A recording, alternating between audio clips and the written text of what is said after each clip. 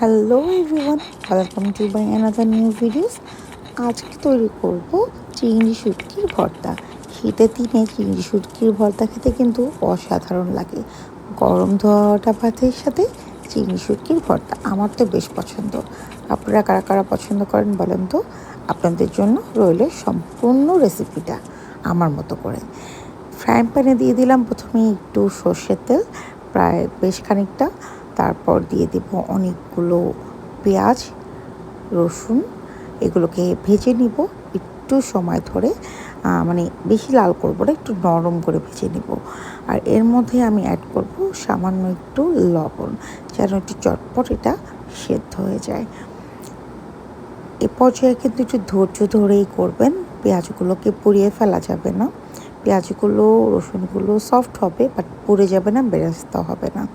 এ পর্যায়ে দিয়ে দিলাম আমার আগে থেকে ভেজে ভালোভাবে গরম পানিতে ধুয়ে রাখা এই চিংড়ি শুটকিগুলো। এগুলো কিন্তু দেশি চিংড়ি শুটকি, এগুলোর মধ্যে কিন্তু কোনো ব্যাড স্মেল থাকে না, কোনো তেতো ভাবও থাকে না। আর এটাকে দিয়ে আমি একটু সময় নিয়ে আস্তে আস্তে ভাজবো। দেন এতে সামান্য একটু হলুদ গুঁড়ো ব্যবহার করব, আর অন্য কোনো মশলাই ব্যবহার করব না এখানে। এই হলুদ গুঁড়োটাতে একটু ভেজে সামান্য একটু পানি ব্যবহার করব, যেন চিংড়ি শুটকিগুলো ভালোভাবে সেদ্ধ হয়ে যায়। আর বেশ কিছুটা কাঁচামরিচ আমি এখানে দিয়ে দিলাম। কাঁচামরিচটা আমি একটু কমই খাই, ঝালটা একটু। আপনারা যারা ঝাল পছন্দ করেন তারা একটু বেশি করে কাঁচামরিচ দিয়ে নেবেন, তাহলে হয়তো আপনাদের মুখে টেস্টটা ভালো লাগবে। আর একটু পানি দিয়ে দিলাম, যেহেতু চিংড়ি শুটকিটাকে আমি একটু ভেজেছি, দেন আবার কুক করছি, সো অল্প পানি দিয়ে দিলাম। তারপরে ঢাকনা দিয়ে একটু সেদ্ধতে বসিয়ে দেবো মিডিয়াম টু লো ফ্লেমে। এবার চিংড়ি শুটকিটা কিন্তু মোটামুটি খুব ভালোভাবে সেদ্ধ হয়ে এসেছে, আর অসাধারণ একটা স্মেল বের হয়েছে। আর এই যে সামান্য একটু একটু পানি দেখছেন, এটাও আমি এখন ভেজে শুকিয়ে নিব। তো এ পর্যায়ে কিন্তু মিডিয়াম টু লো ফ্লেমে রেখে এই যে সামান্য সামান্য যে পানি আছে এগুলো কিন্তু মানে আস্তে আস্তে ভাজবো আর শুকিয়ে নেবো। আর দেখতেই পাচ্ছেন পেঁয়াজ, মরিচ, রসুন কোনোটাই কিন্তু পুড়ে যায়নি, সবই কিন্তু সফট হয়েছে, বাট একদম ওইভাবেই আছে। সো এভাবেই যদি আপনারা ভর্তা করেন তাহলে কিন্তু অথেন্টিক একটা টেস্ট পাওয়া যাবে।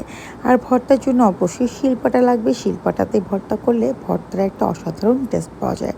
আর যেহেতু এটা দেশি চিংড়ি শুটকি, সো এটাতে কিন্তু এর যে খোসাটা আছে এটা কিন্তু বেশ শক্ত, তাই একটু মানে ভালোভাবে এটাকে পিষে নিতে হবে। আর এটা শিলপাটায় পিষে নিতে হবে। যারা একান্তই শিলপাটায় পিষতে পারবেন না তারা মিক্সি মানে ব্লেন্ড করে নিতে পারবেন। আমি একটু সময় ধরে শিলপাটাতে এটা বেটে নিচ্ছি। আর শীতের দিনে আমার কাছে শিলপাটাতে বাটাবাটি করতে কোনো সমস্যা হয় না। আর আমাদের বাসার সবাই ভর্তা লাভার, রাতেবেলা ডালের সাথে সবজির সাথে ভর্তা কোনো না কোনো এক পদের ভর্তা আমাদের থাকে। আর এটাকে আমি খুব মিহি করে বেটে নিচ্ছি, যেহেতু এটার খোসা আছে, তাই খুব ভালোভাবে মিহি করে যত্ন সহকারে এটাকে বেটে ভর্তাটা করে নেব। অলমোস্ট আমার ভর্তাটা ডান, লবণ টবণ সবই ঠিক আছে। এবার উঠিয়ে নিলাম, আর এবার আমরা খাবার জন্য সবাই রেডি। কেমন লাগলো আমার খুবই সিম্পল ওয়েতে এই চিংড়ি শুটকির ভর্তাটা? অবশ্যই কিন্তু কমেন্ট করে জানাবেন। ভালো থাকবেন সবাই, আল্লাহ হাফেজ।